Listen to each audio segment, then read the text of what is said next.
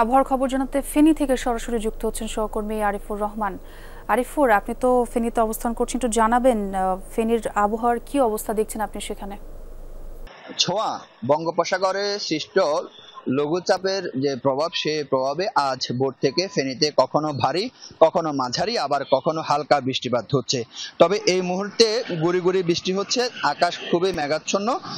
এখানকার ফেনীর জেলা প্রশাসকের সাথে আমি কথা বলেছি, তিনি যেটি জানিয়েছেন যে পানি সম্পদ মন্ত্রণালয় থেকে তাকে জানানো হয়েছে 28 থেকে 1 জুন পর্যন্ত 5 দিন ফেনীতে বৃষ্টিপাত হবে, এবং কি এর মধ্যে হচ্ছে 30 এবং 31 তারিখে 31 মে অতি ভারী বৃষ্টি হতে পারে, এবং কি যার কারণে হচ্ছে মুহুরী নদীর পানি বিপদসীমার উপর দিয়ে প্রবাহিত হতে পারে বলে তিনি আশঙ্কা করছেন, এবং কি তিনি বলেছেন যে হয়তো 2024 সালের মতো বন্যা হতেও পারে।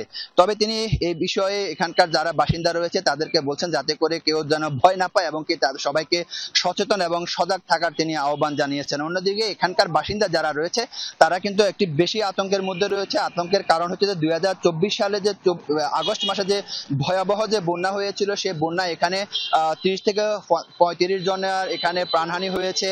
2600 কোটি টাকারও বেশি ক্ষয়ক্ষতি হয়েছে, এবং কি সকল সেক্টরে ক্ষতি হয়েছে।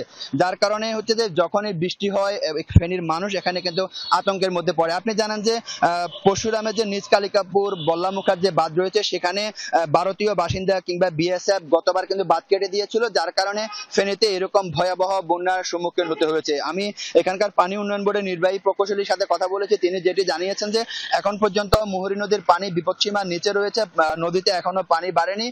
তবে যদি ভারতের উজানে যদি বৃষ্টি হয় কিংবা বাংলাদেশে যদি অতি বৃষ্টি হয় তাহলে মুহুরী নদীর পানি বাড়বে। তবে এখানকার যে সবচেয়ে বড় আতঙ্ক যেটি হচ্ছে যে মুহুরী নদীর পানি যদি বিপদসীমার উপর দিয়ে যদি দীর্ঘক্ষণ যদি স্থায়ী হয় তাহলে হয়তোবা মুহুরী নদীর বাঁধ ভেঙে লোকালয়ে পানি ঢুকে যেতে পারে। তবে শুধু কিন্তু এবার নয়, কিন্তু মুহুরী নদীর বাঁধ ভেঙে প্রতিবারে কিন্তু ফুলগাজী এবং পরশুরামের লোকালয় কিন্তু প্লাবিত হয়।